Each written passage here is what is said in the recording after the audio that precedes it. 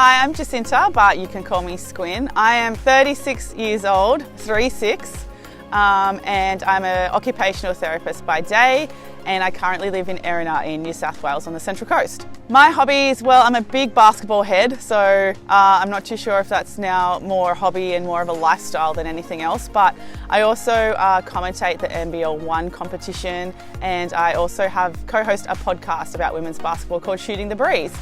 But when I'm not doing those things, I kind of sometimes like to dabble in local theatre as well, just for fun. If you're a fan of women's basketball, check out our podcast called Shooting the Breeze. It's available on all podcast outlets.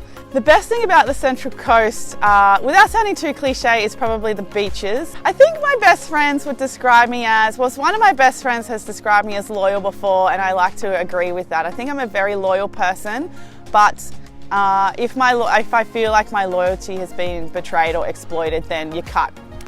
There's no coming back from that. So take that as a word of warning, I guess, for anyone. I do have a background of, being quite athletic, being a former pro basketball player. So maybe in the survival context, people might see me as a villain or a threat for that capacity as well.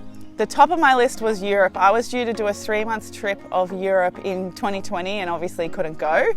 I guess generally when people think of this question, they go their favourite celebrity or their childhood hero or something. But to be honest, and to be sentimental, I would have to invite my dad, dead or alive, because unfortunately he passed away in 2009.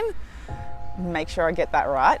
And he passed away when I was 23, and I feel like because me being the youngest of my family by quite a bit, like my siblings are quite a bit older, they had a whole other life with him before I arrived, and then I feel like the life that my dad and I had together wasn't bad, but he was always working a lot. He didn't come to a lot of my basketball games, and it was only really in my late teens, early 20s when I moved to Canberra, and we were both living in Canberra at the same time, that I got to learn a lot more about him and understand him a lot more. And I think in hindsight as well, there were lots of things I probably didn't understand at the time and understand more now and appreciate a lot more now. So I feel like I definitely want him back for dinner, tell him lots of things, and then he'll be able to tell me like,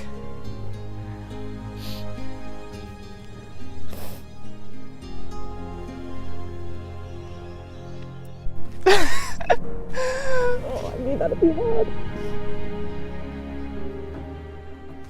So I think once I enter Survivor camp, I'm going to take a bit of a back seat. I'm just going to explore the social landscape, try and suss out some people before I then insert myself. But having said that, if we're thrown into a challenge straight away, and I feel like, the tribe plan is not, to my standard, I say that and sound like so I up myself.